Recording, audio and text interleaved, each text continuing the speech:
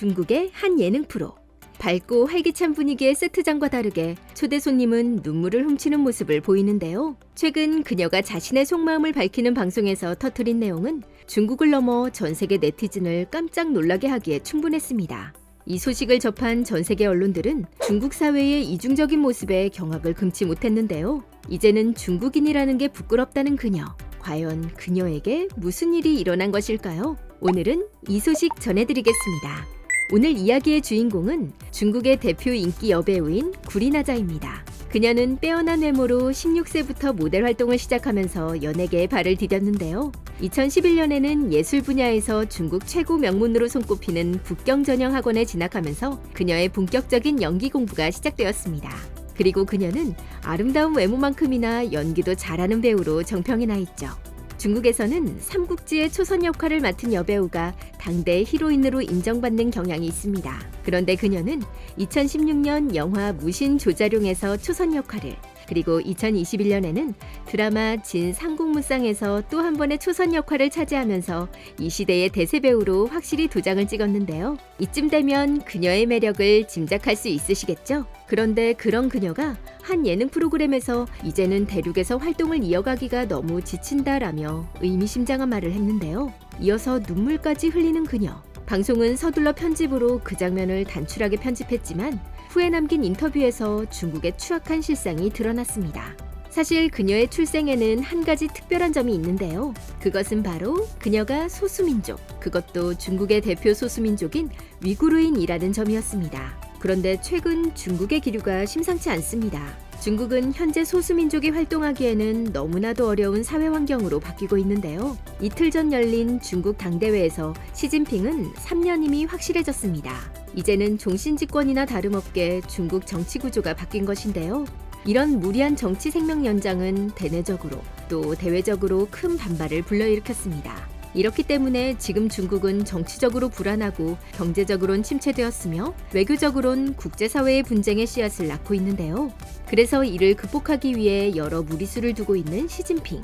전면적 사회주의 현대화 국가를 목표로 내부 결속을 위한 여러 가지 정책을 펼치고 있습니다. 제로 코로나, 타이완 무력 통일, 1대1로 완성, 한국 문화 예속화, 동북공정 등이 대표적인데요. 이 중 가장 많은 공을 들이고 있는 부분이 바로 자치주 결속 강화입니다. 사실 말이 결속 강화지 소수민족을 눈에 안 보이게 치우는 것을 말하는 것이죠. 사실 구리나자는 위구르의 눈으로 보면 얄미운 배우였습니다. 중국 정부의 말을 잘 듣는 배우였기 때문이죠.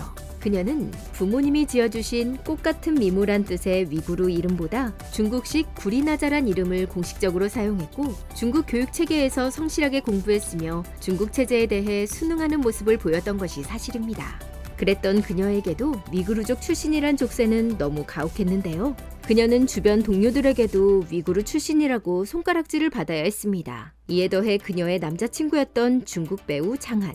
그는 그녀와의 데이트 사진을 자신의 SNS에 동의 없이 게시했는데요. 특히 이 중에는 입을 맞추는 지극히 개인적인 사진도 있어 여배우에겐 치명적일 수 있었으나 남자친구는 별 신경을 쓰지 않는 모습이었습니다. 이를 두고 중국 여배우들 사이에서 안 좋은 소문이 양산되었고 중국 웨이보에는 국민들에게 상상 이상의 수위가 담긴 악플을 받아야만 했는데요. 이 모든 것이 그녀가 소수민족 위구르족이기 때문에 아무렇게나 해도 된다라는 인식이 깔려 있었던 것입니다. 그러나 그녀의 고초는 여기서 끝나지 않았습니다. 얼마 전 그녀가 촬영을 마친 드라마 무여 윤비적 미련은 몇 개월째 방영이 안 되고 있는 상황인데요. 여기에는 정치적인 통제를 받고 있다는 후문이 돌고 있습니다. 이미 촬영이 끝나고 편성만 기다리고 있는 작품에 여배우 교체 후 재촬영이 논의되고 있다는 게 상식적으로 이해가 되지 않기 때문이죠. 네티즌들의 반응도 호의적이지가 않은데요.